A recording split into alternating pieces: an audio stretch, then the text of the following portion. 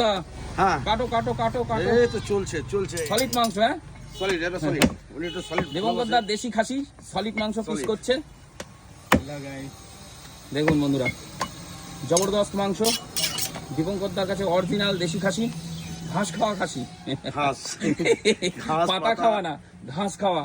ঘাস পাতাই তো খাই না না, অনেক অনেক জায়গায় তো আবার মেস টেস্ট খাইয়ে বড় করে, হ্যাঁ, হ্যাঁ। কিন্তু এটা সে না, না। এটা আলাদা জিনিস। অরিজিনাল গ্রামের মাঠে চড়িয়ে বেড়ায়, তাই তো?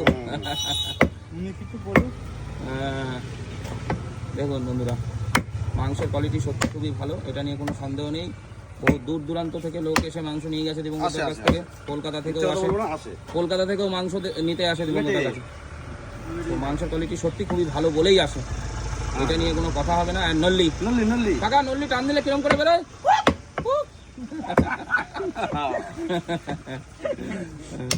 নল্লি নল্লি, এটা বাচ্চার পিসে খাই, ভিতরে শ্বাস থাকে একটা। ও বাবা, বিশাল উপকার না ক্যালসিয়ামের মধ্যে, ব্যাপক উপকার। ব্যাপক উপকার।